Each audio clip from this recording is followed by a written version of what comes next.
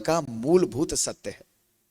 आज से 37 ईयर्स पहले जब हमारा माउंट आबू जाना हुआ तो ब्रह्मा कुमारी इसके नाम से ही हमारे परिवार में एलर्जी हो जाती थी लोगों को।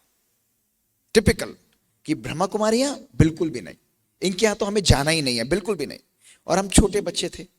हम आपको स्मृति सुनाते हैं और उसके बाद आज के सत्र पर चलेंगे। आपको बहुत आनंद आएगा। आपको पता होना चाहिए क्योंकि परिवार कैसे आ सकता है। परिवार हमारा बहुत बड़ा एजुकेटिव परिवार, बड़े बड़े officers, IAS officers, education officers, चाचा मामा सब लोग बड़े। और हमारी दादी जो हैं वो गलती से, बहुत गलती से ब्रह्मा कुमारियों के चंगुल में फंस गई।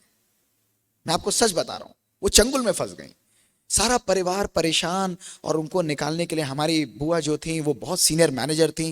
वो बहुत क्रोध और जोश के साथ गई कि मैं अपनी मदर को वापस लेकर आती हूं।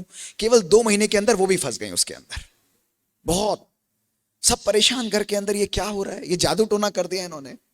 उनको निकालने के लिए हमारी तीसरी बुआ जो कि एजुकेशन ऑफिसर थी वो गई बहुत जोश के साथ कि मैं इनको वापस खींच कर लेकर आऊंगी, ये दोनों गलत फंस गए हैं। वहां गई, 1 2 3 महीने बाद वो भी स्टूडेंट बन गई। अब मामला गंभीर हो गया था। अब जो इसको निकालने की बागडोर थी हमारे छोटे चाचा जी को लेनी पड़ी। वो चार्टर्ड अकाउंटेंट थे। उन्होंने कहा भाई 2 बहनें और हमारी माता जो है वो स्वाहा हो चुकी है इसके अंदर, तो मुझे इन सबको लाना पड़ेगा। तो वो भी वहां पर गए, माउंट आबू गए, सबसे मिले, समझा, इस चीज को देखा। और 4 महीने बाद आके कहते हैं बहुत आनंद आया, मैं भी ब्रह्मा कुमार बन गया। वो भी बन गए। अब ये सिलसिला चलता रहा। हमारे फादर डॉक्टर थे, मदर डॉक्टर थे। तो बुआ जी ने कहा कि भाई साहब आप सबसे बड़े हैं, आप भी माउंट आबू चलिए। उन्होंने कहा भी देखो ये मुझे आत्मा परमात्मा का ज्ञान समझ में नहीं आता है।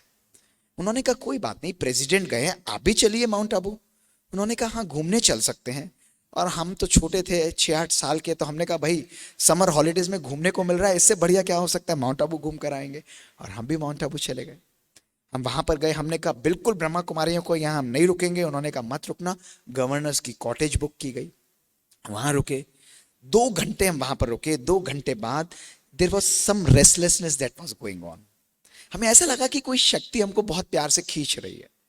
और वो प्यार की शक्ति के बाद पापा ने कहा कि भाई हम सब भी वहां पर आपके परिसर में ही रहना चाहेंगे। और वहां पर हम लोग शिफ्ट हो गए। कभी भी आज दिन तक वहां पर गए।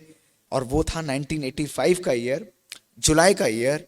और 15 जुलाई से लेकर आज तक हम लोग उस प्यार के बंधन में बंधे हुए हैं। आज तक हमें कभी किसी ने ये नहीं कहा कि पढ़ाई छोड़ दो, घर छोड़ दो। कभी भी ब्रह्मा कुमारीज में किसी ने ये नहीं कहा। कभी ये नहीं कहा सफेद वस्त्र पहनो, ऐसा करो, कभी भी किसी ने ये नहीं कहा। माता पिता ने आज दिन तक हमें और हमारी सिस्टर को ये नहीं कहा कि आप ऐसे मत करो, आप खाना ऐसा खाओ। कभी भी परिवर्तन के लिए नहीं कहा, लेकिन मार्गदर्शन किया।